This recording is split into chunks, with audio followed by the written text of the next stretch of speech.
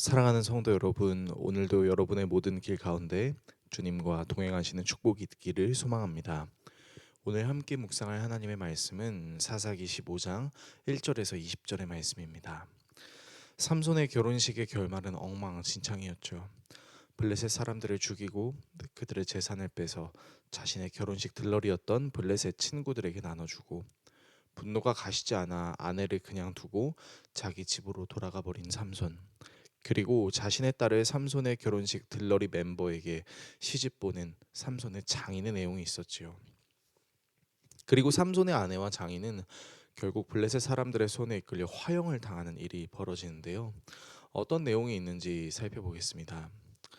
삼손이 자신의 집으로 떠난 후 시간이 흘러 매일 추수기가 이르렀을 때 삼손은 염소 새끼를 들고 아내의 집을 찾아갑니다.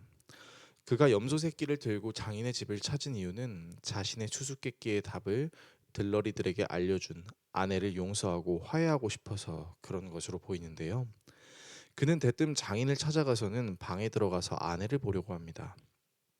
여기서 방에 들어가다라는 문장의 의미는 잠자리를 같이 하다라는 뜻을 가지고 있습니다. 쉽게 말해 삼손은 정욕에 불타올라서 자신의 아내를 찾은 것이지요. 어떤 의미에서 삼손은 정말 양파 같습니다. 까도 그의 연약함과 악함이 계속 나오는 것처럼 말이죠. 하지만 장인은 삼손이 방으로 들어가는 것을 금합니다. 이미 자신의 딸은 삼손이 떠났을 때 들러리의 아내로 보냈기 때문입니다.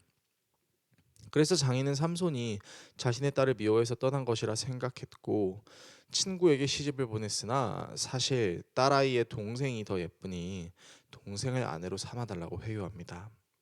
하지만 삼손의 마음은 이미 상해버렸죠. 사실 자기가 분에 못 이겨 떠나놓고 자기 혼자 또 마음을 상하는 모습을 보면 어떤 의미에서 삼손은 정말 분노 조절 장애 같기도 합니다. 그래서 삼손은 이번만큼은 자신이 블레셋 사람들에게 손해를 끼치더라도 자기에게 아무 말도 할 수 없을 것이라고 말합니다. 지난번에 블레셋 친구들과 도박에 져서 값을 치르기 위해 또 다른 블레셋 사람들을 죽였을 때는 삼손이 미안한 기척이라도 보였을까요? 정말이지 삼손은 자기가 하는 말에 앞뒤가 맞지 않는 사람인 것처럼 보입니다. 결국 삼손은 자기 화를 이기지 못하고 여우 300마리를 잡아서 꼬리에 꼬리를 묶고 그 사이에 회를 넣고 회에 불을 붙여 블레셋 사람들의 수확한 곡식들, 아직 수확하지 않은 곡식밭과 포도원과 올리브 농원까지 다 불태워 버립니다.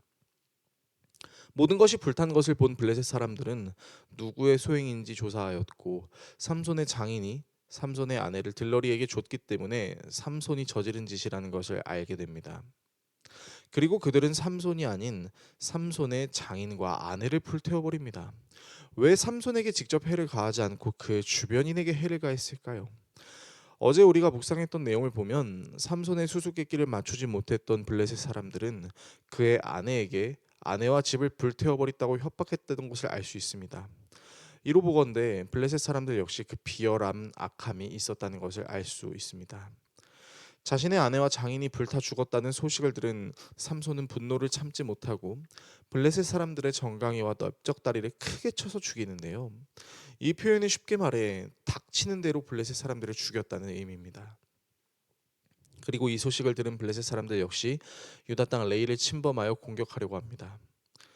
재밌는 것은 이 일을 대비하기 위해 유다 사람 3천 명이 삼손을 찾아왔다는 것인데요.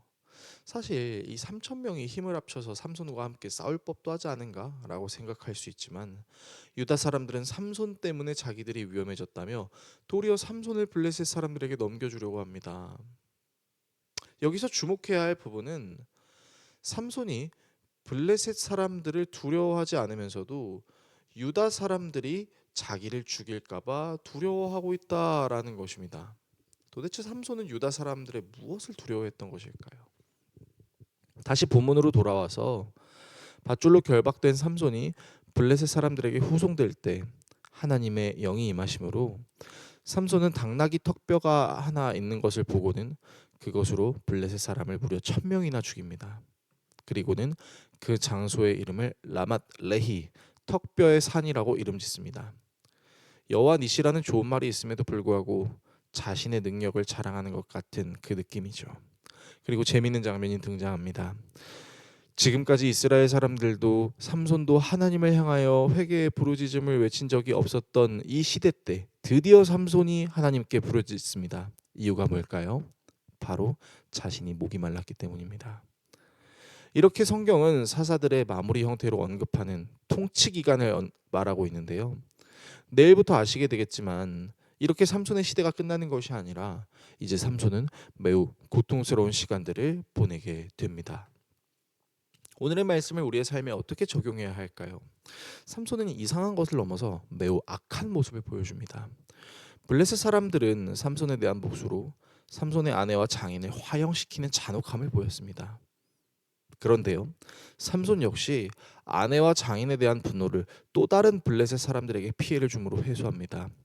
결혼식 들러리들에게 선물을 줄 때처럼 말이죠. 과연 블레셋 사람과 삼손이 무엇이 다르다고 말할 수 있을까요? 그리고 아까 우리가 살펴봤던 삼손이 이스라엘 사람들의 말을 고분고분히 들어준 이유가 무엇이었을까요? 그것은 이스라엘 사람들이 두려워서가 아닌 자신의 평판이 깎이는 것을 두려워했기 때문입니다. 삼손은 하나님의 은혜로 블레셋과의 전투에서 승리했음에도 불구하고 여전히 하나님을 자신의 유익을 위한 수단으로 삼습니다.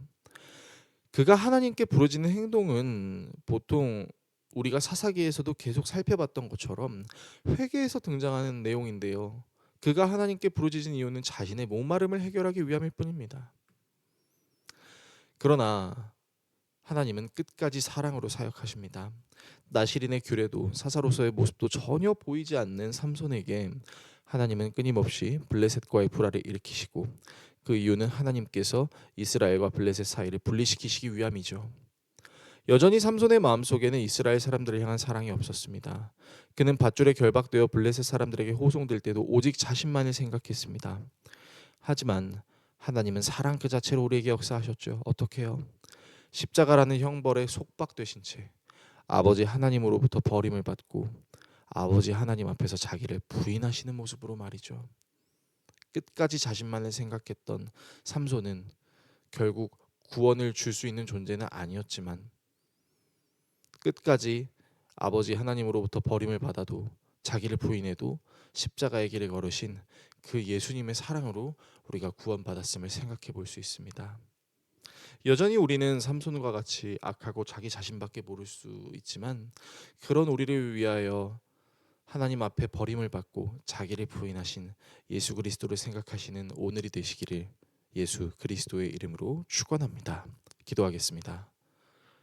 우리를 사랑하시는 하나님, 나 자신에게는 선한 것이 하나도 없음을, 여전히 나 자신의 유익을 위해서 살아갈 수 있는 존재임을, 여전히 하나님을 찾는 이유가 하나님의 위해서가 아닌 나 자신을 위해서임을 하나님께 인정하며 나아갑니다.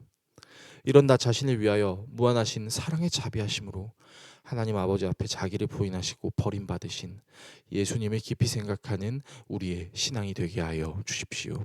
예수 그리스도의 이름으로 기도합니다. 아멘.